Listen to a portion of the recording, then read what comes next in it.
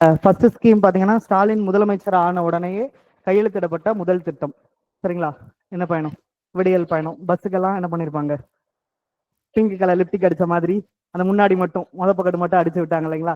So விடியல் பயணம் திட்டம். நம்ம ஒரு ஸ்கீம் எழுதுறப்போ, ரன்னிங் நோட்ஸா எழுதுறப்பையும் சரி, ஒரு ஸ்கீம் படிக்கிறப்பையும் எப்படி படிக்கலாம்னா, ஃபர்ஸ்ட் அந்த ஸ்கீம் வந்துட்டு என்ன நோக்கத்துக்காக, ஃபர்ஸ்ட் அந்த ஸ்கீம் எப்ப லான்ச் பண்ணாங்க, என்ன இடத்துல வச்சு லான்ச் பண்ணாங்க, ஒருவேளை வித்தியாசமா யாராச்சும் வந்துட்டு ஒரு ஸ்பெஷல் கெஸ்ட், சீஃப் கெஸ்ட் மாதிரி வந்து அந்த ஸ்கீமை லான்ச் பண்றாங்களா, அதோட அப்ஜெக்டிவ் என்ன, இது வரைக்கும் இது மட்டும் தான் என்ன பண்ணிட்டு இருக்காங்க, டிஎன்பிசில கேட்டுட்டு இருக்காங்க. ஸோ ஸ்கீம்ஸ் எழுதியில என்ன, எந்த வருஷம், என்ன நோக்கத்துக்காக கொண்டு வந்துட்டு இருந்தாங்க. இப்போ விடியல் பயணம் திட்டம் பார்க்கல, அவர் முதல்ல முதலமைச்சர் ஆகி கொண்டுட்டு வந்த திட்டம் விடியல் பயணம் திட்டம் 2021 மே மாசம் கொண்டு வந்தாங்க. போதுமானது. இது எதுக்கு இந்த விடியல் பயணம் கொண்டுட்டு வந்தாங்க, இதோட பர்பஸ் என்ன அப்படின்னு பாத்தீங்கன்னா ரொம்ப சிம்பிள். நம்ம நிறைய பேர் அசால்ட்டா ஒரு வார்த்தை விட்டுறாங்க, ஓசி பஸ், ஃப்ரீ பஸ், இது தேவையில்லாம இந்த ஸ்கீம் அப்படின்றது. ஆக்சுவலா என்னன்னா, ஒரு சர்வே எடுக்கிறாங்க. அந்த சர்வேயோட அடிப்படையில 20,000 ரூபாய் சம்பாதிக்கக்கூடிய ஒரு பெண் வந்துட்டு என்ன பண்றாங்கன்னா, தன்னுடைய வருமானத்துல இந்த பயணங்களுக்காக மட்டுமே 45% அதிகமா செலவு பண்றாங்க. அதாவது என்னன்னா, அவங்க வேலைக்கு போறது, காய்கறி வாங்குறது, மருந்து வாங்குறது, மாத்திரை வாங்குறது, ஃபுல் அமௌண்ட்ல 45% உமனோட இன்கம்ல செலவு பண்றாங்க அப்படின்றது ஒரு பெரிய நம்பரா இருந்துச்சு. ஸோ ஒரு 15,000 சம்பளம் வாங்குறவங்க, 20,000 சம்பளம் வாங்குறவங்களோட அந்த சேவிங்ஸ், அவங்களோட வருமானத்தை சேவிங்ஸ், அதனால இந்த அவங்களோட எப்படி சொல்றது, வருமானத்துல இருந்து சேவிங்ஸ் அமௌண்ட்டை எடுத்து வைக்கணும், அவங்களோட சேமிப்பு மூலியமாக அவங்களுக்கு அதிகாரத்தை கொடுக்கணும் அப்படின்றதுக்காக கொண்டு வரப்பட்ட திட்டம் தான் விடியல் பயணம் திட்டம். இந்த விடியல் பயணத்துல ரீசன்ட் சர்வேயா எக்ஸாம்ல கேட்கக்கூடிய கேள்விகளை எதிர்பார்க்கறது என்னன்னா, இது மூலியமாக நீங்க சொல்றீங்க இல்லையா, உமனுக்கு வந்துட்டு இது இதா இருக்கு, இது என்ன சொல்றது, பயனளிக்குது அப்படின்றதுனா எந்த அளவுக்கு பயனளிக்குதுன்றது கேள்வி. கிட்டத்தட்ட 888 ரூபாய் ஒரு நாளைக்கு, ஒரு மாசத்துக்கு அவங்களோட இது என்ன பண்றது, அமௌண்ட் சேமிக்கப்படுது அப்படின்றது. இது மாதிரி இப்போ இங்க கொண்டுட்டு வந்துட்டாங்க இல்லையா, இது ஆக்சுவலா ஒரு நல்ல ஸ்கீமா இருக்கும். இதை பார்த்து அதர் ஸ்டேட்ஸ்ல கொண்டுட்டு வந்துட்டு இருக்காங்க. எந்தெந்த இடம்னா, தெலுங்கானால கொண்டு வந்திருக்காங்க, கர்நாடகால கொண்டு வந்திருக்காங்க. தெலுங்கானாவில் மகாலட்சுமி அப்படின்ற பேர்லையும், கர்நாடகாவில் சக்தி அப்படின்ற பேர்லையும் கொண்டு வந்திருக்காங்க. ஸோ சொல்றது மட்டும் எழுதிக்கோங்க, விடியல் பயணம் உமன்ஸ் மட்டும் கிடையாது, உமன்ஸ் அண்ட் டிரான்ஸ்ஜெண்டர்ஸ் ரெண்டு பேத்துக்குமே. சரிங்களா? பெண்கள் மற்றும் திருநங்கைகள் ரெண்டு பேத்துக்கு கொண்டு வராங்க. அப்ஜெக்டிவ் என்ன,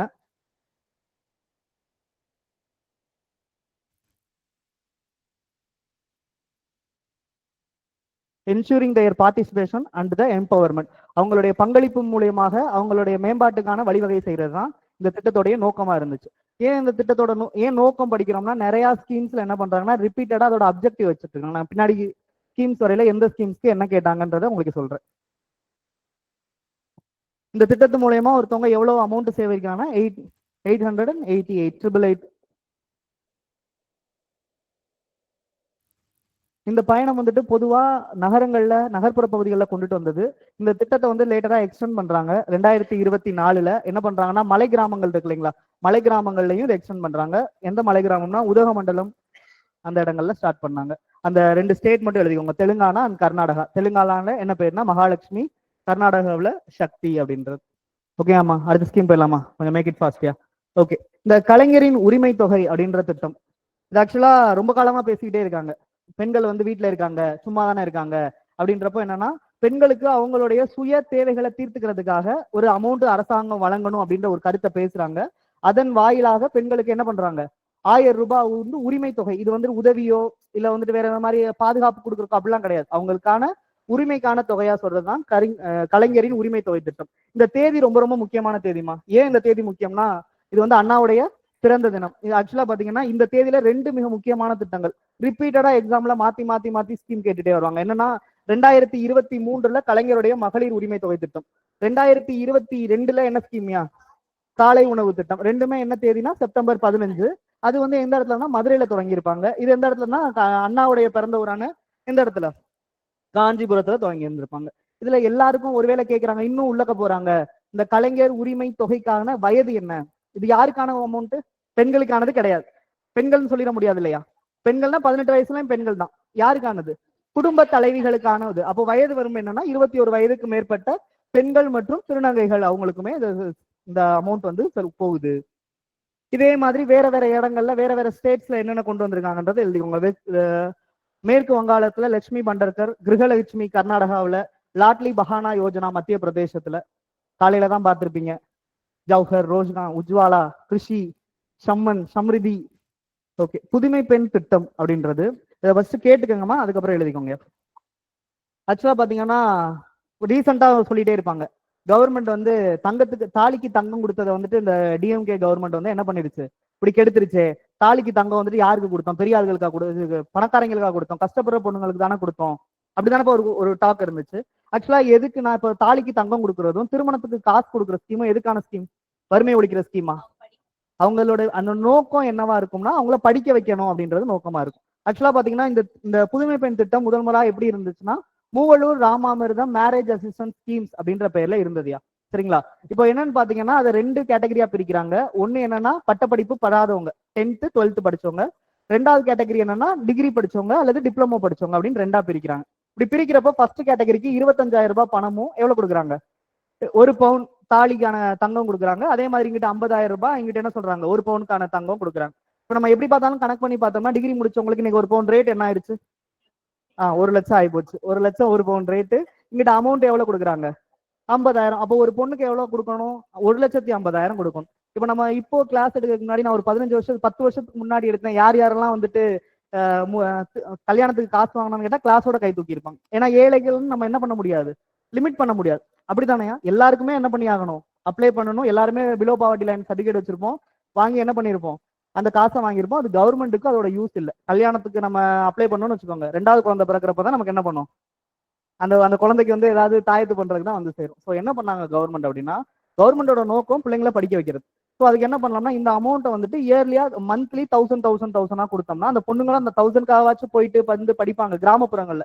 இங்கே நகர்ப்புறங்கள்ல 1000 பெரிய அமௌண்ட்டா இல்லாம இருக்கலாம், பட் கிராமங்கள்ல அந்த 1000 என்னதான் பெரிய அமௌண்ட். ஸோ என்ன பண்ணாங்கன்னா மந்த்லி 1000 கொடுத்துக்கிட்டே இருந்தாங்க. இதுதான் என்ன திட்டம், புதுமை பெண் திட்டம். இது ஃபர்ஸ்ட் வந்துட்டு என்னன்னா இதோட பேர் புதுமை பெண்ணுக்கு முன்னாடி என்ன பேரா இருந்துச்சுன்னா மூவலூர் ராமாமிர்தம் அம்மையார் ஹையர் எஜுகேஷன் அசூரன்ஸ் ஸ்கீம் அப்படின்னு சொன்னாங்க. உயர்கல்வி உறுதி திட்டம் அப்படின்னு சொன்னாங்க. எழுதிக்கோங்கப்பா. இது வந்து என்ன கேட்டிருந்தாங்கன்னா டேட் கேட்டிருந்தாங்க எக்ஸாம்ல ப்ரீவியஸ் இயர்ல. 5 செப்டம்பர் 2022. அப்ப யாருக்கு இதை கொடுக்கலாம் அப்படின்ற கேள்வி வர்றப்போ பாத்தீங்கன்னா 6th இருந்து 12th வரைக்கும் இனிஷியேட் பண்ணல. 6ல இருந்து 12ஆம் வகுப்பு வரைக்கும் அரசு பள்ளியில தமிழ் வடிவத்துல படிச்சவங்களுக்கு தான் ஆரம்பத்துல இந்த திட்டம் என்ன பண்ணுச்சு, 1000 ரூபாய்ன்றது கல்லூரி காலங்கள்ல கொடுக்கப்பட்டுச்சு. அதுக்கப்புறம் இந்த திட்டமானது 2023ல எக்ஸ்டெண்ட் பண்றாங்க. அப்ப என்ன சொல்றாங்கன்னா அரசு மற்றும் அரசு உதவி பெறும் பள்ளிகள்ல வந்துட்டு படிச்ச ஸ்கூல் படிச்சவங்களுக்கு காலேஜ்ல 1000 rupees அப்படின்னு சொல்ல ஆரம்பிச்சிட்டாங்க. யாருக்கு பெனிஃபிஷியரி யாருன்னா 6வதுல இருந்து 12வது வரைக்கும் அரசு மற்றும் அரசு உதவி பெறும் பள்ளிகள்ல படித்த பெண்களுக்கு கல்லூரி காலங்கள்ல எவ்வளவு மாதம், 1000 ரூபாய். அடுத்து தோழி தங்கும் விடுதி அப்படின்றது. ஓகேப்பா. இப்ப தோழி விடுதின்றது பாத்தீங்கன்னா இந்த தோழின்ற பேர்ல தோழி விடுதினா என்னது, okay, free hostels for working women's அப்படின்றது. தோழி திட்டம்னா என்ன, தோழி ஸ்கீம்னா என்ன, இந்த மாதிரி எக்ஸாம்ல அடியாகக்கூடிய வாய்ப்பு இருக்கு. நமக்கு ஃப்ரீக்வெண்டா ஒண்ணு தெரியும், தோழினாலே என்னதான் ஹாஸ்டல்ஸ் ஒர்க்கிங் உமன்ஸ் அப்படின்போம். ஆனா தோழின்றது பாலியல் என்ன சொல்ற துன்புறுத்தலுக்கு ஆளானவங்களுக்கு கவுன்சிலிங் கொடுக்கறதுக்காக தோழி ஸ்கீமு அப்படின்னு ஒன்று கொண்டு வந்திருக்காங்க. ரெண்டுமே தனித்தனியா நம்ம பாத்துக்கலாம். அப்ப தோழின்னு பாக்கையில நம்ம இன்னொன்னு என்ன படிக்கணும், இது நேஷனல் லெவல் ஸ்கீம்ஸ்ல one stop centre. One stop சென்டரோட இன்னொரு பேரு சகி அப்படின்றது. ஸோ எல்லாமே சகியும் யாருக்குன்னா என்ன சொல்றது, வன்முறைக்கு ஆளானப்பட்ட எல்லா பெண்களுக்குமான ஒரு பாதுகாப்பு கொடுக்கறதா அந்த சகி ஸ்கீம். அது அங்க பாத்துக்கலாம். இங்க எதுக்கு தோழி திட்டம், ஃபர்ஸ்ட் தோழி விடுதிகள் அப்படின்னு எழுதிக்கோங்க. தோழி விடுதி ஜனவரி 2024. என்ன சார் 2023 24 அப்படின்னு போட்டுருக்கோம்னா 23ல சொல்றாங்க அதை பத்தி, இந்த மாதிரி தோழி விடுதிகள் நாங்க என்ன பண்ண போறோம், ஆரம்பிக்க போறோம்னு சொல்றாங்க. 24 ஜான்வரியில தோழி விடுதிகள் ஆரம்பிச்சிடறாங்க. தோழி விடுதிகள் யாருக்காகனா ஒர்க்கிங் உமன்ஸுக்காக. ஓகேமா. இந்த தோழி அப்படின்னா என்னன்னா பாலியல் வன்கொடுமை வழக்குகள் இருக்குங்களா, குறிப்பா பர்டிகுலரா யாருன்னா போக்சோ வழக்குகள். போக்சோ எந்த ஆண்டியா, 2012. எந்த ஆண்டு அமெண்ட்மெண்ட் பண்ணாங்க, திருத்தம் பண்ணது எந்த வருஷம், 2019. 2019 அப்ப அமெண்ட்மெண்ட் பண்ணாங்க. என்ன அமெண்ட்மெண்ட் பண்ணாங்க, அதோட தண்டனைகளை ப்ராசஸ் பண்ணாங்கப்பா. இப்ப என்ன தெரிஞ்சவங்க ஓகே, தெரியாதவங்க நோட் பண்ணி வச்சுக்கோங்க. அதாவது 18 வயதுல இருந்து 16 வயதுக்கு உட்பட்ட பெண் குழந்தைகள்கிட்ட அத்துமீறல்ல ஈடுபடும் பொழுது அவங்களுக்கு 10 ஆண்டுகள் வரைக்கும் சிறை தண்டனைனும், 16ல இருந்து 13 வயது வரைக்கும் இருக்கிற குழந்தைகள்கிட்ட அத்துமீறல்ல ஈடுபடுறப்ப 20 ஆண்டுகள் சிறை தண்டனைனும், 12 அதுக்கு குறைவான வயதுல இருக்கிற பெண் குழந்தைகள்கிட்ட அத்துமீறல்ல ஈடுபடுறப்ப என்ன உச்சபட்ச தண்டனை, மேக்சிமம் என்ன தண்டனை கொடுக்க முடியுமோ அந்த தண்டனை, மரண தண்டனை மரண தண்டனை அளவுக்கு கொடுக்கலாம் அப்படின்றதான் அமெண்ட்மெண்ட். என்னது 2019. புரியுதுங்களா? போக்சோ ஆண்டு எந்த வருஷம், 2012. இந்த 3 அந்த போக்சோ பத்தி இந்த வருஷம் 2025ல நடந்த எக்ஸாம்ஸ்ல 4 எக்ஸாம்ஸ்ல கேட்டிருக்காங்க. சரிங்களா? சரி, ஓகே. இந்த ஸ்கீம் தோழி திட்டம்னா என்னன்னா, இந்த பாலியல் வன்கொடுமைகளா இருந்தாலும் சரி, போக்சோ குழந்தைகள்ட்ட அத்துமீறல ஈடுபட்டவங்களாலும் சரி, ஸ்கூல்ல வந்துட்டு இந்த சென்னையில தான் அது கொண்டு வந்தாங்க, இந்த ஸ்கீம்க்கு லான்ச் பண்ணாங்க. சென்னையில இருக்கிற மகளிர் காவல் ஆய்வாளர் இது காவல் அலுவலர்கள் இருப்பாங்க இல்லைங்களா, அவங்க வந்துட்டு ஒரு சிட்டிசன் சிவிலியன்ஸ் மாதிரி ட்ரெஸ் பண்ணிட்டு அவங்களுக்கான பாதுகாப்பு வழங்கக்கூடியது. நம்ம பாத்தீங்கன்னா அங்கேயே என்ன பண்ணிட்டாங்க, சேலையிலையும் பிங்க் கலர், பிங்க்னாலே நமக்கு என்னன்னு தெரிஞ்சுக்கணும், உமன்ஸ் லேடிஸ் அப்படின்னு வச்சுக்கலாம். ஓகே, எழுதிக்கோங்க. தோழி திட்டம்ன்றது பாலியல் வன்கொடுமை வழக்குகளில் பாதிக்கப்பட்ட பெண்களுக்கு ஆலோசனை வழங்குறதுக்காக என்ன பண்ணாங்கன்னா 35 காவல் நிலையங்கள் இருக்கு. ஒரு காவல் நிலையத்துக்கு 2 பெண்கள் வீதம் 70 வந்து பெண் காவலர்களை வச்சு அவங்களுக்கு கவுன்சிலிங் கொடுக்குற மாதிரி, மனநல ஆலோசனை வழங்குற மாதிரி இவனுங்க பாத்துக்கலாம். அப்ஜெக்டிவ் மட்டும் எழுதிக்கோங்க. தோழி திட்டம். தோழி திட்டம்னா என்னது, பாலியல் வன்கொடுமை போக்சோ வழக்குகள்ல பாதிக்கப்பட்டவங்களுக்கு யார் மூலியமாக, காவல் அலுவலர்கள் மூலியமாக அவங்களுக்கான பாதுகாப்பு வழங்குறது தான் என்ன திட்டம், தோழி திட்டம். அவள் அப்படின்றதுப்பா, அவள்ன்றது வந்து தமிழ்ல இருக்கு. இங்கிலீஷ்ல வந்து அந்த அவளோட ஃபுல் ஃபார்ம் என்னன்னா avoid violence to the awareness and learning அப்படின்றத சொல்றாங்க. இது என்ன காரணம், இது என்னன்றதை தெரிஞ்சுக்கங்க, அப்புறம் எழுதிக்கோங்க. இது எதுக்காக இந்த ஸ்கீம் கொண்டு வந்தாங்கன்னா, முதல் முறையாக பெண்களை வந்து காவல்துறையில எந்த ஆண்டு சேர்க்கிறாங்கன்னா 1973ஆம் ஆண்டு கருணாநிதி தான் வந்துட்டு என்னன்னா பெண்களை வந்து காவல்துறையில சேர்க்கிறாங்க. அது வரைக்கும் தமிழ்நாடு காவல்துறையில யார் கிடையாது, பெண்கள் கிடையாது. ஸோ இவங்க சேர்க்கிறாங்க. இவங்க சேர்த்து கிட்டத்தட்ட 50 ஆண்டுகள் ஆயிருச்சு 2023. அப்ப அதோட 50வது ஆண்டு விழா கொண்டாட்டத்துல, புரியுதுங்களா, 73ல ஜாயின் பண்ண கருணாநிதி வைக்கிறாரு, ஸ்டாலின் வந்து அதோடைய 50வது ஆண்டு கொண்டாட்டத்துல இந்த அவள் அப்படின்ற திட்டத்தை தொடங்குறாரு.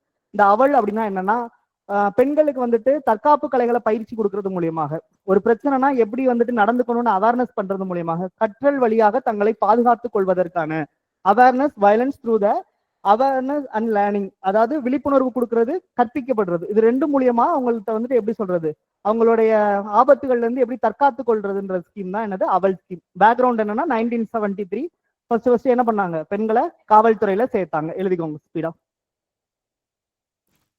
அவள் ஸ்கீம், அவள் ஸ்கீம்னா என்ன, எதுக்காக தொடங்கினாங்க, அது என்ன சொல்லுது, அவ்வளவுதான் முடிஞ்சு. விழிப்புணர்வு மற்றும் கற்றல் மூலம் வன்முறையை தவிர்க்கிறது எப்படி. என்னமா ஐயா, 1973 50வது ஆண்டு விழா கொண்டாட்டம். அப்பனா இயர் என்னவா இருக்கும், 2023.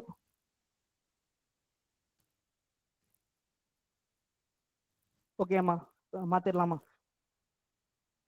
டிஎன் ரைஸ் அப்படின்றதுப்பா, ரைஸோட ஃபுல் ஃபார்ம் என்னன்னா Tamil Nadu rural incubator and sub enabler அப்படின்னு சொல்லுவாங்க. அதாவது என்னன்னா ரூரல் பகுதி இருக்கு இல்லையா, ஊரக உள்ளாட்சி பகுதிகள் இருக்கு இல்லைங்களா, அங்க பெண்களுக்கான ஸ்டார்ட் அப்களை உருவாக்கணும். பெண்களுக்கான ஸ்டார்ட் அப்கள்னா என்னது, குறு தொழில் முனைவோர்களா ஆக்குறதுக்காக அவங்களுக்கு கடன் கொடுக்கறது இந்த டிஎன் ரைஸ் அப்படின்ற ஸ்கீம். எழுதிக்கோங்க, டிஎன் ரைஸ் எழுதிக்கோங்க. டிஎன் ரைஸோட ஃபுல் ஃபார்ம் எழுதிக்கோங்க. டிஎன் ரைஸ் எப்ப கொண்டு வந்த ஸ்கீம்னா 2024. Guidance and financial management to become entrepreneurs, தொழில் முனைவோர்களாக ஆக்குறதுக்கான வழிகாட்டுதலும் மற்றும் என்ன சொல்றது நிதி வளங்களுக்குமான திட்டம் தான் இந்த டிஎன் ரைஸ் அப்படின்றது.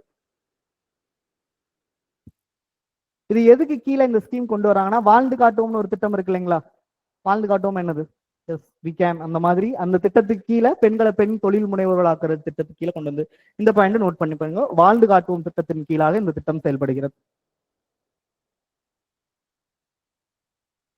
இப்ப அங்க இங்கிலீஷ்ல வந்துட்டு த லெட்ஸ் லிவ் ப்ராஜெக்ட் அப்படின்னு இருக்கு இல்லைங்களா, நீங்கள் என்ன பண்ணிடக்கூடாது, தட்ஸ் லிவ் ப்ராஜெக்ட்னு எழுதிடக்கூடாது. அது என்ன திட்டம் தான், வாழ்ந்து காட்டுவோம் திட்டம் தான். சரிப்பா, இந்த மேரேஜ் அசிஸ்டன்ஸ் ஸ்கீம்ஸ் மொத்தமா பாத்துக்கோங்க, இயர்ஸ் பாத்துக்கோங்க, இயர்ஸ் மட்டும் தான் கேட்பாங்க. மித்தது எல்லாமே நமக்கு தெரியும், ஏற்கனவே நம்ம பார்த்துட்டோம். மூவலூர் ராமாமிர்தம் அம்மையார் மேரேஜ் அசிஸ்டன்ஸ் ஸ்கீம்ஸ் இருக்கு இல்லைங்களா, அது வந்துட்டு 1989. இது ஏழை பெண்களுக்காக, புவர் கேர்ள்ஸ்க்காக இந்த ஸ்கீமை இப்ப தூக்கிட்டாங்க, இந்த ஸ்கீம் இல்ல. ரெண்டாவது பாத்தீங்கன்னா டாக்டர் தர்மாம்பாள் அம்மையார் விதவை மறுமணம், விடோ ரீமேரேஜுக்கான ஸ்கீம், தர்மாம்பாளுக்கானது வந்து 1975. அடுத்து முத்துலட்சுமி ரெட்டி கலப்பு திருமண நிதி உதவி திட்டம் அப்படின்றது இருக்கு இல்லைங்களா, இது வந்து ரொம்ப கிளியரா ஆயிக்கோங்க. இந்த திட்டம் Muthulakshmi Reddy intercaste marriage assistance schemes வந்துட்டு ஃபர்ஸ்ட் எப்படி இருந்துச்சுன்னா அஞ்சுகம் அம்மையார் அப்படின்றவங்க பேர்ல இருந்தது. அதை ரீநேம் பண்ணது 1967. இந்த இடத்துல உங்களுக்கு இயர்ஸ் வந்துட்டு மாத்தி இருக்கிற மாதிரி குழப்பம் வரும். மூணாவது ஈவேரா மணியம்மை நினைவு விடோ யாரு கேர்ளுக்கான விதவை மகளுக்கான திருமண உதவி திட்டம். இது அன்னை தெரசா ஆதரவற்ற பெண்கள் ஆர்பன் கேர்ள்ஸுக்கான மேரேஜ் அசிஸ்டன்ஸ் ஸ்கீம்ஸ். லாஸ்டா பாத்தீங்கன்னா சத்யவாணி முத்து அம்மையா ஃப்ரீ ஸ்வீயிங் மிஷின்ஸ், இலவச தையல் இயந்திரம் வழங்கும் திட்டம். இந்த எல்லா திருமண நிதியுதவி திட்டங்களுக்குமே பாத்தீங்கன்னா வருமான வரம்பு இருக்குமே, சரிங்களா? இந்த திருமண சோசியல் வெல்ஃபேர் டிபார்ட்மெண்ட்ல போய் நம்ம அப்ளை பண்ணணும். அப்படி அப்ளை பண்றப்போ எல்லா திட்டங்களுக்குமே என்ன இருக்குது, வருட வருமான கணக்கு இருக்குது. 72,000 அப்ப பிக்ஸ் பண்ணியிருந்தாங்க. எதுக்கு மட்டும் அந்த வருமானம் இல்லைன்னா, இன்டர் கேஸ்ட் மேரேஜ் இருக்கு இல்லையா, doctor Muthulakshmi Reddy inter caste marriage, இந்த இன்டர் கேஸ்ட் மேரேஜுக்கு என்ன கிடையாதுன்னா இன்கம் கிடையாது. அதுக்கு பதிலாக அவங்க என்ன கிரைட்டீரியா வைக்கிறாங்கன்னா, இன்டர் கேஸ்ட்ன்றப்போ ஒரு கேஸ்ட் பிசி எம்பிசியா இருந்தாங்கன்னா இன்னொரு கேஸ்ட் என்னவா இருக்கணும், எஸ்சி எஸ்டியா இருக்கணும். இல்ல இன்னொரு ஒரு கேஸ்ட் ஓசி ஓப்பன் கேட்டகரி, இந்த சாதிய கட்டமை இதுக்குள்ள வராதவங்க ஓப்பனா இருந்தாங்கன்னா இன்னொரு கேட்டகரி யாரா இருக்கணும், பிசி எம்பிசியா இருக்கலாம். பிசி எம்பிசியை பண்ணாலோ இல்ல எஸ்சி எஸ்சிஏ பண்ணாலோ எதுல வராது, இன்டர் கேஸ்ட் மேரேஜ் அசிஸ்டன்ஸ் ஸ்கீம்ஸ்ல வராது. ஒரு வகுப்பு அவங்க அவங்க சொன்ன கிரைட்டீரியா, நம்ம அப்படி சொல்லல, ஒரு வகுப்பு வந்துட்டு கொஞ்சம் அப்படியும் இன்னொரு வகுப்பு இப்படியும் இருக்கிறதுனால, ஏன்னா அங்க கேமரா இருக்கு, அப்படி இப்படி இருக்கிறதுனால அந்த ஸ்கீம்ஸ் வந்து அதுல என்ன ஆகும், அப்ளையா ஆகும் அப்படின்னு சொல்றாங்க, சரிங்களா? ஸோ என்ன ஸ்கீம் நம்ம ஃபுல்லா பார்த்தோம்னா இதுக்கு மட்டும்தான் அந்த கிரைட்டீரியா வரும், புரியுதுங்களா?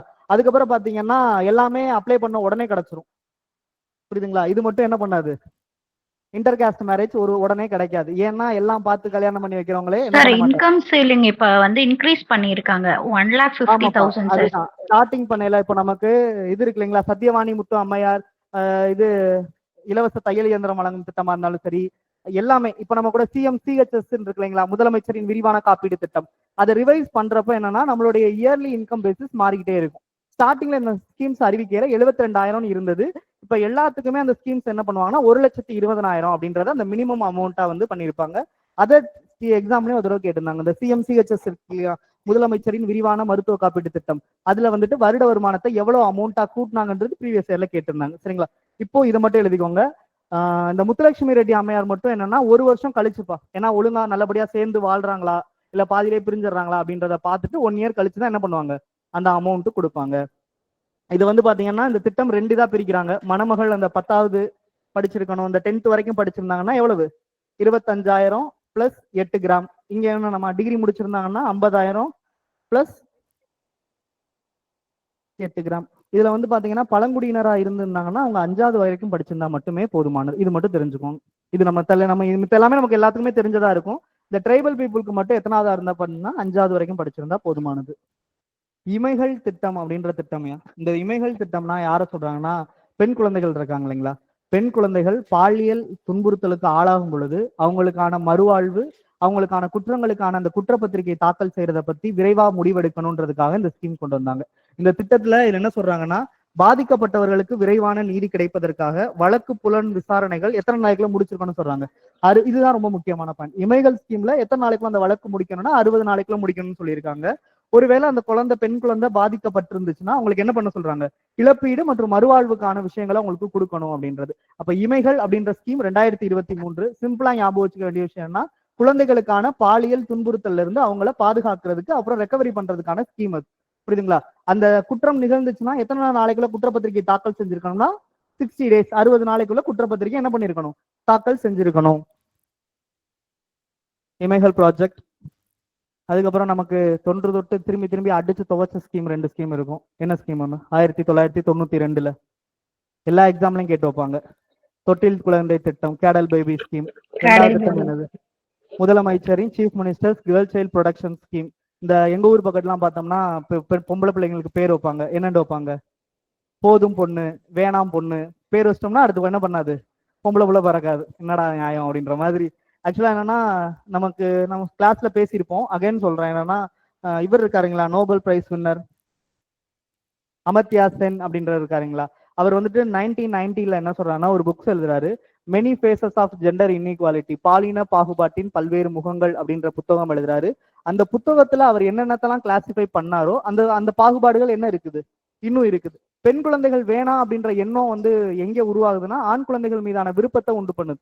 ஸோ என்ன காரணம், ஏன் பெண் குழந்தைகளுக்கு மேல விருப்பம் இல்லைன்னா அவங்களால ஏற்படக்கூடிய பொருளாதார சுமை காரணமா இருக்குன்றப்போ அரசாங்கம் அதுக்கான தீர்வுகளை வழங்குறதுக்காக கொண்டு வந்த ஸ்கீம் தான் எனது முதலமைச்சரின் பெண் குழந்தைகள் பாதுகாப்பு திட்டம். இந்த முதலமைச்சரின் பெண் குழந்தைகள் பாதுகாப்பு திட்டம் 1992. இந்த திட்டத்துல என்ன சொல்ல வர்றாங்க அப்படின்னு பாத்தீங்கன்னா, இந்த திட்டத்துல என்ன சொல்ல வர்றாங்கன்னா, ஒரு குடும்பத்துல ஒரே ஒரு பெண் குழந்தை, உனக்கு உன்னால எதுக்கு பெண் குழந்தையை வளர்க்க முடியல, ஏன் பெண் குழந்தை உனக்கு பிடிக்கல, அதுக்கு வந்து நீ செலவு பண்ணணும், அதனால உனக்கு பிடிக்கல. ஸோ ஒரே ஒரு பெண் குழந்தை பிறந்ததுன்னா உனக்கு நான் 50,000 ரூபாய் தரேன். சரி, இன்னொரு பெண் குழந்தை பிறந்துருச்சுன்னா என்ன பண்ணுவேன்? இன்னொரு 50,000. நோ, ஒரு 50,000 பிரிச்சு போடுறேன், ஆளுக்கு 25,000. மூணாவதா ஒரு பொம்பளை பிள்ளை பிறக்குதுன்னா என்ன பண்ணுவேன்? மொத்த காசையும் பறிச்சுக்கிருவேன். ஏன்னா அரசாங்கத்துக்கு வந்து நம்ம அப்படியே குழந்தை கண்டினியூஸா பிறந்துகிட்டே இருக்கிறதுக்கு கொடுக்கறது இல்லை. இதோட திட்டம் என்னன்னா பெண் குழந்தைகளை பாதுகாக்கிறது, ரெண்டாவது சிறு குடும்பங்களை ஊக்குவிக்கிறது. புரியுதுங்களா? இப்ப குழந்தை ஆண் குழந்தையா பிறந்துருச்சு, ரெண்டாவது குழந்தை பெண் குழந்தை, அப்ப 50,000 தருவீங்களான்னா என்ன பண்ண மாட்டாங்க? தர மாட்டாங்க. 2 குழந்தை பிறந்துருச்சு, மூணாவது ஆண் குழந்தைனாலும் பெண் குழந்தையா மட்டுமே இருக்கணும். அதனாலதான் அது என்ன ஸ்கீம்னா CM girl child production scheme. எழுதிக்கோங்க, 1992. ஒரு குழந்தை மட்டும் இருந்துச்சுன்னா 50,000, 2 பெண் குழந்தை இருந்துச்சுன்னா 25,000. ஒவ்வொரு குழந்தை பேர்லையும் 25,000. இதோடைய விஷயம், இதோடைய நோக்கம் என்னன்னா சிறிய குடும்பங்களின் விதிமுறைகளை ஊக்குவித்தல் மற்றும் பெண் சிசுக்கொலையை ஒழித்தல். Promoting the norm of small families and eliminating female infanticide. அதுதான்ப்பா. எந்தெந்த இடங்கள்ல எல்லாம் 72,000 படிக்கிறோமோ அந்தந்த இடங்கள்ல ஒரு மெஜாரிட்டி இடங்கள்ல 1,20,000 அப்படின்றத கொண்டுட்டு வந்துட்டாங்க. சரிங்களா? ரிவைஸ்டு எக்கனாமிக்ஸ் இதுல.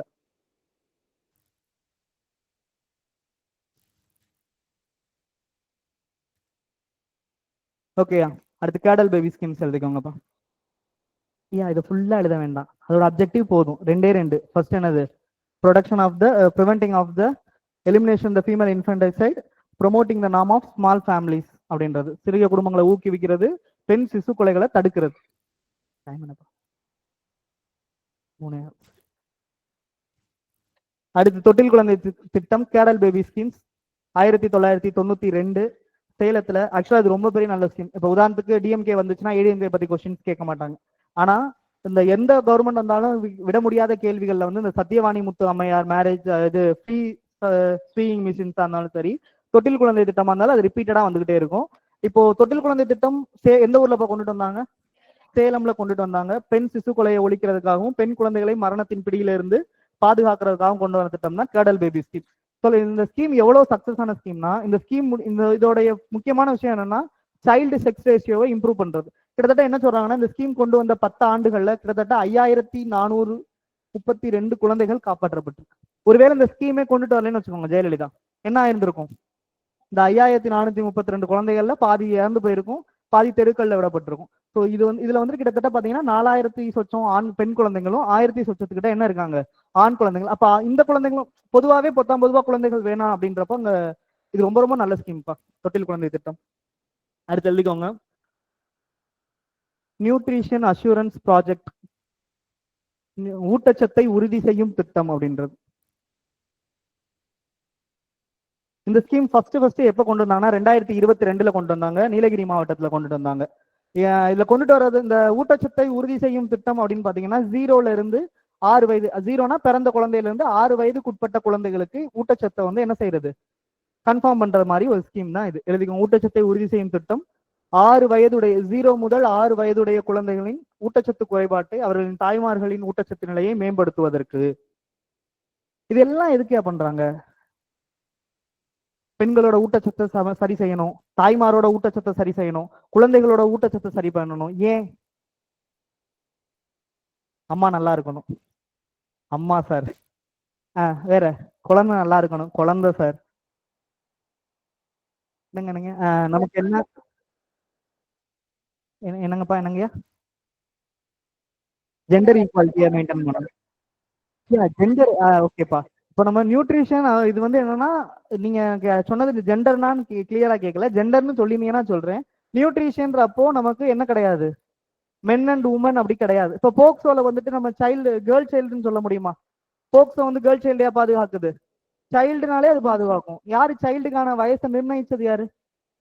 ஐநா, யுனைடெட் நேஷன்ஸ் இருக்கு இல்லைங்களா? அதுதான் என்ன சொல்லுச்சுன்னா 18 வயதுக்கு உட்பட்ட எல்லாரும் குழந்தைகள்னு சொல்லுச்சு. 18 வயதுக்கு உட்பட்ட யாரு பாதிப்புக்குள்ளானாலும் அவங்க என்னதான்? குழந்தைகள் தான். அது மாதிரி நியூட்ரிஷன் அஷூரன்ஸ் இது ஸ்கீம்ல பாத்தீங்கன்னா நியூட்ரிஷன்ன்றது வந்து எல்லாத்துக்குமானது. அது பெண் உமன் அப்படின்றது கிடையாது. இது எதுக்காக அப்படின்னு பாத்தீங்கன்னா, நம்மளுடைய ஹெல்த், ஒரு ஸ்டேட்டோட ஹெல்த், ஒரு நேஷனோட ஹெல்த் அப்படின்றது பாத்தீங்கன்னா அது அந்த ஸ்டேட்டோடைய ஐஎம்ஆர் எம்எம்ஆர் பத்தின ஒரு. இப்ப ரீசெண்டா கூட ஒரு டிஸ்ட்ரிக்ட் வந்துட்டு 0 எம்எம்ஆர்னு அறிவிச்சாங்க. என்ன டிஸ்ட்ரிக்ட்மா? விருதுநகர். அதாவது 1,00,000 பிரசவம் பாக்குறப்போ, சரிங்களா, அதுல எத்தனை தாய்மார்கள் இறக்குறாங்க அப்படின்றதுதான் எம்எம்ஆர்ன்றது. இப்போ ரீசெண்டா அது 0 எம்எம்ஆர்னு அறிவிச்சது பாத்தீங்கன்னா விருதுநகர். இப்ப ரீசெண்டா நமக்கு எம்எம்ஆர் லிஸ்ட் தமிழ்நாடோட லிஸ்ட் விட்டாங்களேமா, முன்னாடி நம்ம தமிழ்நாடு ஒரு ரிப்போர்ட் விட்டாங்க, இந்தியா ஒரு ரிப்போர்ட் விட்டாங்க. எக்ஸாம்பிள் இந்த ஒருவேளை இந்த கொஸ்டின் கேட்டாங்கன்னா யாரு விட்ட ரிப்போர்ட்னு பாத்துக்கோங்க. HIMS அப்படின்ற ஒரு நிறுவனம், தமிழ்நாடு நிறுவனம் விட்ட ரிப்போர்ட் எம்எம்ஆர் என்னன்னா 39.4. சரிங்களா? அதாவது இந்த தமிழ்நாட்டுல எத்தனை பேர் பிரசவம் பாக்கல, 1,00,000 தாய்மார்கள் பிரசவம் பாக்கல, எவ்வளவு பேர் இறந்து போயிடுறாங்கன்னா 39.4 பேர் இறக்குறாங்க. இது வந்து யார் விட்ட ரிப்போர்ட்? HIMS அப்படின்ற நிறுவனம் தமிழ்நாட்டுல வெளியிட்ட ரிப்போர்ட். ரெண்டாவது, இப்போ இந்தியாவுடைய ரிப்போர்ட் ஒன்று வெளியிடுறாங்க. சரிங்களா? அதுல என்ன சொல்றாங்கன்னா தமிழ்நாட்டுடைய ரிப்போர்ட் வந்துட்டு 35 இருக்குது. தமிழ்நாட்டுடைய எம்எம்ஆர் எவ்வளவு இருக்குது? 35 இருக்குது. இது ஆக்சுவலா பாத்தீங்கன்னா 2024, இது பாத்தீங்கன்னா 2023 ரிப்போர்ட். ஆக்சுவலி ரெண்டும் வேற வேற ரிப்போர்ட்யா, புரியுதுங்களா? இது வந்து இந்தியா அளவுல விட்ட ரிப்போர்ட். அது ஆக்சுவலா உங்களுக்கு அடுத்து ஃபர்தரா உங்களுக்கு இண்டெக்ஸ் ஒன்று இருக்கு இல்லைங்களா, அதுல உங்களுக்கு மறுபடியும் சொல்லுவாங்க, அப்ப கிளியராவே எழுதிக்கலாம். புரியுதுங்களா? இது எல்லாத்தையும் மெயின்டைன் பண்றதுக்காக தான் கொண்டு வந்த ஸ்கீம் தான் என்னது, இந்த நியூட்ரிஷன் அசூரன்ஸ் ஸ்கீம்ஸ். இந்த இது ஃபுல்லாமே அடுத்து எழுதிக்கோங்கப்பா. சுகாதாரம் மற்றும் குடும்ப நல திட்டங்கள் ரொம்ப ரொம்ப ரொம்ப முக்கியமான ஸ்கீம். ரீசெண்டா இந்த ஒரு டவுட் கேட்டாரு, அந்த டவுட்னால நம்ம நைட்டு ஃபுல்லா தூங்காத அளவுக்கு ரிசர்ச் பண்ற மாதிரி ஆயிப்போச்சு. என்னன்னா, ஒரு இன்ஸ்டியூட்ல நம்மள மாதிரியே இருக்கிற திருச்சியில ஒரு இன்ஸ்டியூட்ல சொன்னாங்களாம், இந்த மாதிரி முத்துலட்சுமி ரெட்டி மெட்டர்னிட்டி பெனிஃபிட் ஸ்கீம்ஸ்ல வந்து பாத்தீங்கன்னா 18,000 தர்றாங்களாம். இன்னொரு 5,000 அந்த காலையில படிச்சிருப்பீங்க இல்லையா, பிரதான் மந்திரி மாத்ரு வந்தன் யோஜனா, அதுல ஒரு 5,000 தர்றாங்க. மொத்தம் 23,000 தர்றாங்க அப்படின்ற மாதிரி சொல்றாங்க சார். நான் கேட்டதுக்கு அவங்க இல்லைன்னு தான் சொல்லிட்டாங்க அப்படின்னு சொல்லி வந்து கேட்டார். எனக்கு டக்குனு இப்படி வந்து கேட்டா நம்ம என்ன சொல்லுவோம்? இல்லைன்னு ஊண்ட முடியுமா? அப்படியாப்பா, நான் கொஞ்சம் செக் பண்ணிட்டு சொல்றேன் அப்படின்னு சொல்லிட்டு செக் பண்றேன். அப்படி ஒரு விஷயமே கிடையாது. அதுக்கப்புறம் ரொம்ப கிளியரா இருந்துக்கோங்க. ஃபர்ஸ்ட் இந்த Muthulakshmi Reddy maternity benefit scheme 1989 எதுக்காக கொண்டு வந்தாங்கன்னா, பெண்களுடைய மகப்பேறு காலத்துல அந்த மெட்டர்னல் டைம்ல அவங்களால என்ன பண்ண முடியாதுன்னா, வேலைக்கு போக முடியாது. அதனால அவங்களால ஒழுங்கான உணவு எடுத்துக்க முடியாது. இதனால அந்த குழந்தைக்கும் அந்த தாய்மாருக்கும் பிரச்சனை ஏற்படும்ட்டு முதல் முறையாக பெண்களுக்கு அந்த மகப்பேறு அந்த கால மெட்டர்னல் டயத்துல முன்னாடி 2 மாசமும் பின்னாடி 2 மாசமும் காசு கொடுத்தாங்க. 50 ரூபா கொடுத்தாங்க, 500 ரூபாய் கொடுத்தாங்க, 5,000 ரூபாய் கொடுத்தாங்க, அப்புறம் 12,000 ரூபாய் கொடுத்தாங்க. இப்ப எவ்வளவு கொடுத்துட்டு இருக்காங்க? 18,000 ரூபாய் கொடுத்துட்டு இருக்காங்க. இது பியூர்லி வந்துட்டு பாத்தீங்கன்னா ஸ்டேட் கவர்மெண்ட் ஸ்கீம்னு சொல்ல முடியாது. ஏன்னா இது ரெண்டு பேரும் கொலாபரேட் பண்ணிருக்காங்க. ஒன்னு என்னன்னா தமிழ்நாடுடைய doctor Muthulakshmi Reddy maternal benefit scheme. ரெண்டாவது பாத்தீங்கன்னா ஸ்டேட் கவர்மெண்டோட சென்ட்ரல் கவர்மெண்டோடைய பிரதான் மந்திரி மாத்ரு வந்தன் யோஜனா அப்படின்ற ஸ்கீம் கீழே இப்ப என்ன கொடுக்குறாங்கன்னா 14,000 யார் கொடுக்குறா? சாரி, 13,000 யார் கொடுக்குறாங்கன்னா நம்ம கவர்மெண்ட் கொடுக்குது. 5,000 யார் கொடுக்குறாங்கன்னா சென்ட்ரல் கவர்மெண்ட் கொடுக்குது. மொத்தம் எவ்வளவு கொடுக்குறாங்க? 18,000. இது என்ன ரேஷியோல பிரியுதுன்னா 60:40 அப்படின்ற ரேஷியோல பிரியுது. இப்ப நமக்கு வந்து பாத்தீங்கன்னா 14,000 ரூபாய் காசாக கொடுக்குறாங்க, கேஷா கொடுக்குறாங்க. 4,000 ரூபாய் என்ன கொடுக்குறாங்க? நியூட்ரிஷன் கிட் அப்படின்ற மாதிரி கொடுக்குறாங்க. புரியுதுங்களா? ஓகே, இது அடுத்ததுல வேர்ட்ஸ் எழுதிக்கலாமே. எழுதிக்கோங்க. Muthulakshmi Reddy maternal benefit scheme 1989. Financial assistance to the poor pregnant women. Financial assistance to the ரெண்டு குழந்தைக்கு தான் ரொம்ப முக்கியம். சரிங்களா? இந்த மேரேஜ் அசிஸ்டன்ஸ் இப்போ ஆக்சுவலி இது கொஞ்சம் ரீசெண்ட் டைம்ல கொஞ்சம் டாக்கிங்கா இருக்குது, அதனால தெரிஞ்சு வச்சுக்கோங்க. இப்போ மெட்டர்னல் லீவுன்னு சொல்லிட்டு அரசு அலுவலகங்களை விடுமுறை கொடுப்பாங்க இல்லையா, அதெல்லாம் என்ன சொல்லியிருந்தாங்கன்னா 2 குழந்தைக்கு மட்டும்தான் தர முடியும். கேஸ் போட்டு அந்த அம்மாவுக்கு 3வது பிரசவத்துக்கும் லீவ் கொடுத்துட்டாங்க. இப்போ இதுல என்ன சொல்றாங்கன்னா வெறும் 2 பிரசவத்துக்கு மட்டும்தான் என்ன கொடுக்குறாங்களா, அந்த 18,000 ரூபாய். அடுத்த பிரசவத்துக்கு என்ன கிடையாது, அமௌண்ட் கிடையாது. அதையும் மென்ஷன் பண்ணி எழுதிக்கோங்க. முதல் 2 பிரசவங்களுக்கான உதவித்தொகை 18,000 உயர்த்தப்பட்டது. ஓகேமா. அடுத்து மக்களை தேடி மருத்துவம் எழுதிக்கோங்க. மக்களை தேடி மருத்துவம் இது நமக்கு ரொம்ப ரொம்ப பழைய எக்ஸாம்ல கேட்ட கேள்வி. மக்களை தேடி மருத்துவம்னா கோவிட் டைம் இருக்கு இல்லைங்களா, கொரோனா பெருந்தொற்றும் காலங்கள்ல நான் கம்யூனிகபிள் டிசீஸ் தொற்றா நோய்களை தடுக்கிறதுக்காக வீடுகளுக்கே சென்று இப்போ ப்ரெஷர் எவ்வளவு இருக்குன்னு பாக்குறது, சுகர் கூடிருச்சான்னு பாக்குறது, இப்போ கருவுட்டு இருப்பாங்க தாய்மார்கள் கருவுட்டு இருப்பாங்க இல்லைங்களா, அவங்களுக்கான கர்ப்பகாலங்கள் நிலைகள் எப்படி இருக்குது, குழந்தை பிறந்துச்சுன்னா அந்த குழந்தைகளோட ஆரோக்கியம் எப்படி இருக்கு. கொரோனா டயத்துல காய்ச்சல் ஆஸ்பத்திரி போக முடியாது இல்லையா, யாராவது தும்மி விட்டாங்கன்னா என்ன பண்றது, நம்ம எடுத்து ஆஸ்பத்திரிக்கு போற மாதிரி ஆயிரும். ஸோ அதனால வீட்டுக்கு வந்து ரொம்ப ரொம்ப சக்சஸ்ஃபுல்லான ஸ்கீம்பா மக்களை தேடி மருத்துவம் ஸ்கீம். எந்த இடத்துலனா கிருஷ்ணகிரி மாவட்டம் சூளகிரி ஊராட்சியில சமானப்பள்ளி அப்படின்ற இடத்துல தொடங்கப்பட்டுச்சு. 45 பயனாளிகள் யாருன்னா 45 வயதுக்கு மேற்பட்டவர்கள் மற்றும் மாற்றுத்திறனாளிகள். இதோட நோக்கம் என்னன்னா, இங்க இதெல்லாம் தேவையில்லை, இந்த எதுக்கு பயன் பாக்குறாங்கன்றது நீரிழிவு, சக்கரை நோய், ரத்த அழுத்தம், சிறுநீர் நோய் இது தெரிஞ்சுக்கிறீங்க. இதை மட்டும் எழுதிக்கோங்க. நோக்கம் என்னன்னா நான் கம்யூனிகபிள் டிசீஸ்க்காக, தொற்றா நோய்களை பாதுகாக்கிறதுக்காக, தொற்றா நோய்களை பாதுகாப்பதற்காக, தொற்றா நோய்களில் இருந்து, தொற்றா நோய்களை எப்படி பாதுகாக்க முடியும், தொற்றா நோய்களில் இருந்து பாதுகாப்பதற்காக.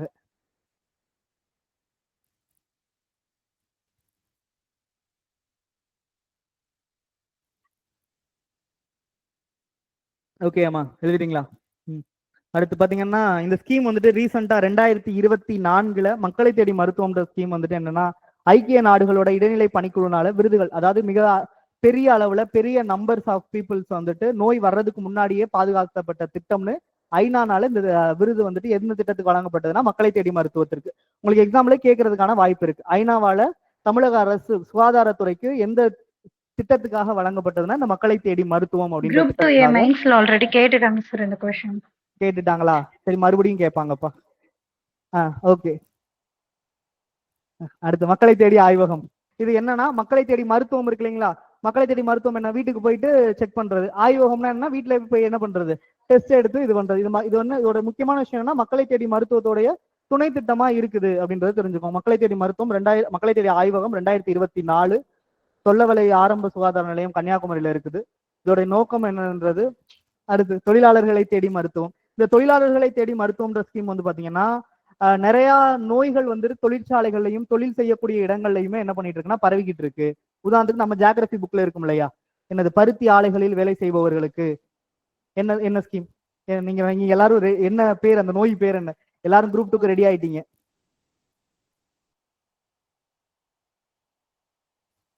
அதுவே டைம் ஆயிடுச்சு.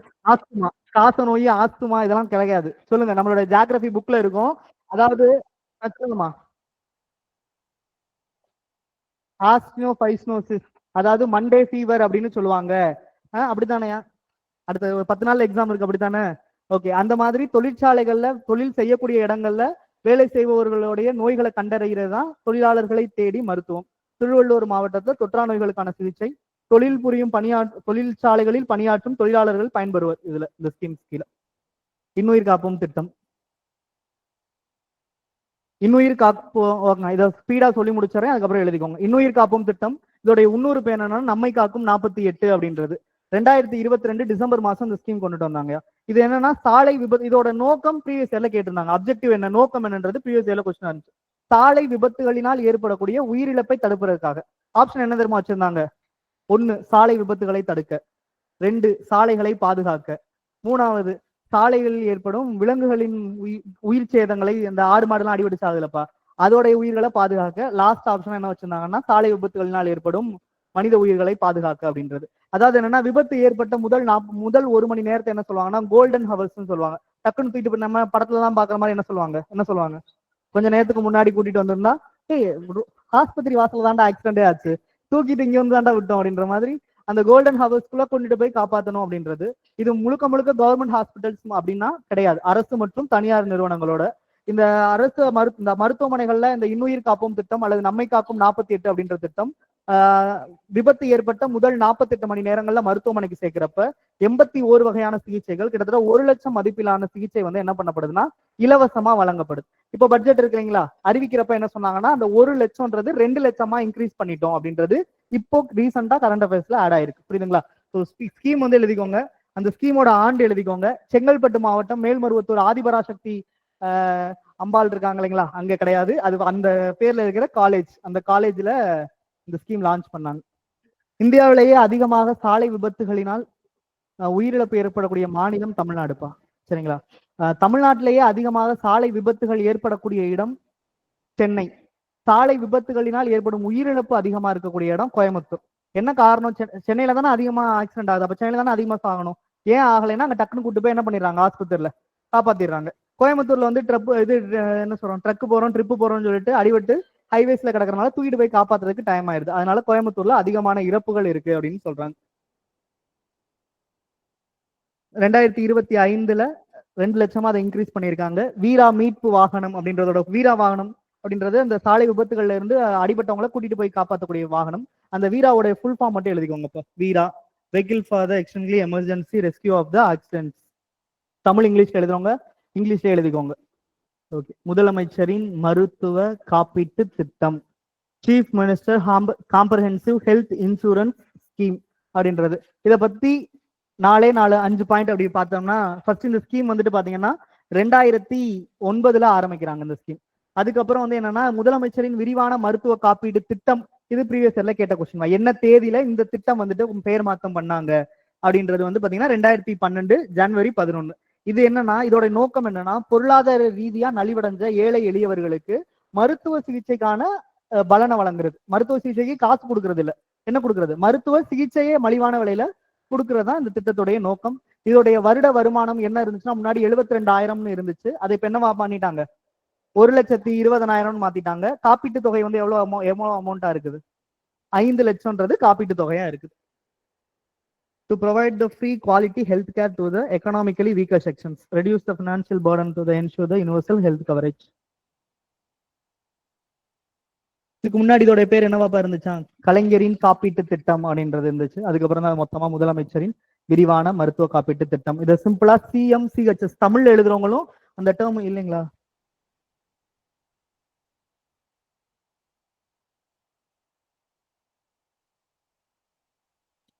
CMCHIS அப்படின்னு எழுதிக்கோங்கப்பா, chief minister's comprehensive health insurance scheme அப்படின்றது. இதுல முக்கியமான விஷயமா இருக்கணும்னா யாருன்னா, தமிழ்நாட்டில் இருக்கிறவரா இருந்தா என்ன பண்ணும், இந்த ஸ்கீம் அப்ளை ஆகும். இன்னுயிர் காப்போம் திட்டம் இருக்கு இல்லைங்களா, நம்மை காக்கும் 48, அது வந்து தமிழ்நாட்டுக்காரவங்களா, அடிபட்டோன்னு போய் என்ன பண்ணக்கூடாது, தமிழ்நாடா சல்லோ பாய் அப்படின்ற மாதிரி கேட்டுட்டு ஆதார் கார்டு வாங்க, அப்படிலாம் கிடையாது. சாலையில அடிபட்ட யாரா இருந்தாலும் இன்னுயிர் பாதுகாப்பும் திட்டத்துல யாரா இருந்தாலும், தமிழ்நாட்டாளா இருக்கலாம், தமிழ்நாடு இல்லாதவர்களா இருக்கலாம், இந்தியாவா இருக்கலாம், இந்தியாவே இல்லைனாலும் இருக்கலாம், மனுஷனா இருந்தா என்ன பண்ணலாம், ஆம்புலன்ஸ்ல ஏற்றி கூட்டு போய் காப்பாத்திடலாம். இன்னுயிர் காப்போம் திட்டம் இதுல யாரா தான் இருக்கணும், காப்பீட்டு திட்டத்துல தமிழரா மட்டும்தான் இருக்கணும், தமிழ்நாட்டுல வசிப்பவரா இருக்கணும். அந்த 1,20,000 இயர்லி இன்கம். நட்புடன் உங்களோடு மனநல சேவை நோட் பண்ணி வச்சுக்கோங்க, எல்லாரும் மொபைல் எடுத்து என்ன பண்ணிக்கோங்க, 114416. எப்பப்பெல்லாம் டிப்ரெஸ்டா இருக்கீங்களோ, இந்த மாதிரி எனக்கு என்ன பண்ணுது, என்ன தோணுது, கயத்தை பார்க்கணும் போல இருக்கு, மாத்திரையை பார்க்கணும் போல இருக்கு அப்படின்ற மாதிரி உங்களுக்கு தோன்றப்போ இந்த நம்பருக்கு ஃபோன் பண்ணி பேசிக்கலாம். நட்புடன் உங்களோடு அப்படின்ற ஸ்கீம். அதாவது என்னன்னா ரொம்ப சிம்பிள். இந்த நம்பர் 114416 அப்படின்ற ஒரு ஹெல்ப்லைன் நம்பருக்கு வந்து என்னன்னா, மன அழுத்தத்திற்கு ஆளானவர்கள் தங்களது மன குமுறல்களை சொல்றதுக்கான தளமாக என்ன இருக்குது, அந்த நம்பர் இருக்குது. இந்த திட்டத்தோட இது என்னன்னா, மனநலன் ஆலோசனை வழங்குறதா நட்புடன் உங்களோடு அப்படின்ற ஸ்கீம். தொடங்கப்பட்ட இடம், தொடங்கப்பட்ட தேதி 2022 சென்னை தேனாம்பேட்டை. ஓகே, அடுத்து மனம் திட்டம், மனநல நல்லாதரவு மன்றம். அந்த மனம் இருக்கு இல்லைங்களா, இப்போ ரீசெண்டா ஸ்டாலின் கூட ஒரு ஒரு ஒரு ஒரு ஒரு ஆப் லான்ச் பண்ணாங்க. அந்த ஆப் பேர் என்னன்னா அப்பா ஆப் அப்படின்னு இருக்கும். ஆனா அதை ஃபுல்லா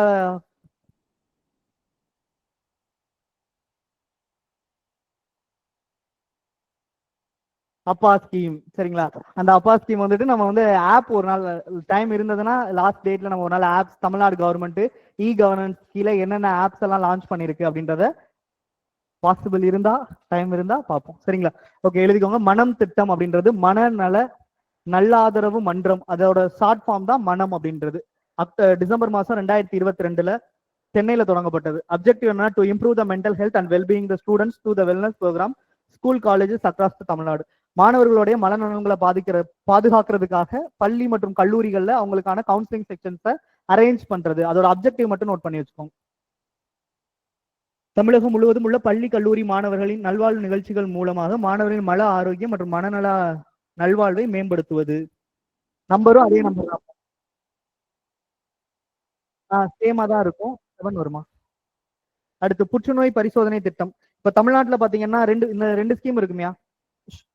ரெண்டு ஸ்கீம் என்னன்னா, தமிழ்நாட்டுல அதிகப்படியான பெண்களுக்கு வந்து என்னன்னா மார்பக புற்றுநோய், கர்ப்பப்பை வாய் புற்றுநோய் இதெல்லாம் அதிகமா இருக்குது. அதனால கேன்சர் ஸ்கிரீனிங் இது ஸ்கீம் மூலயமா எல்லாத்துக்கும் அவங்களுடைய நோய்களை கண்டறிஞ்சு அதுக்கான பாதுகாப்பு வழங்கலாம் அப்படின்றதான் இந்த புற்றுநோய் பரிசோதனை திட்டம் அப்படின்றது. 18 வயதுக்கு மேற்பட்டவர்களுக்கு வாய் புற்றுநோய், கர்ப்பப்பை வாய் புற்றுநோய், மார்பக புற்றுநோய் இது எல்லாமே இருக்கிறத வந்து முன்கூட்டியே அறியறதுக்கான திட்டம் தான் புற்றுநோய் கண்டறியும் திட்டம் அப்படின்றது. அடுத்து HPV தடுப்பூசி திட்டம். HPV-யோட ஃபுல் ஃபார்ம் என்னமா, ஹியூமன் பாப்பிலோமா வைரஸ். எத்தனை வயசு பிள்ளைங்களுக்கு அதை போடுறது, 14.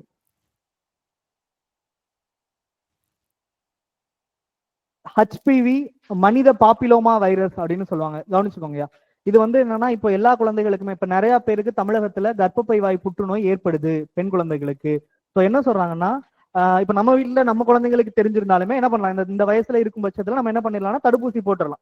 9ல இருந்து எத்தனை வயதுக்குள்ள, 14 வயதுக்குள்ள. இதுக்கு அப்புறம் போட முடியாதானா போடலாம். ஆனா அது அந்த அளவுக்கு எஃபெக்டிவா இருக்குமா, அந்த அளவுக்கு அந்த குழந்தைகளை பாதுகாக்குமான்றது இல்ல. ஸோ அந்த டைம்ல இருக்கிறப்ப அந்த ஏஜ் குரூப்ல 9ல இருந்து 14 வயதுக்குள்ள அந்த ஹெச்பிவி தடுப்பூசி போடுறது மூலயமா பெண்களுடைய என்ன நோய் என்ன இதுல இருந்து பாதுகாக்கப்படுறாங்கன்னா கர்ப்பப்பை வாய் புற்றுநோயில இருந்து பாதுகாக்கப்படுறாங்க.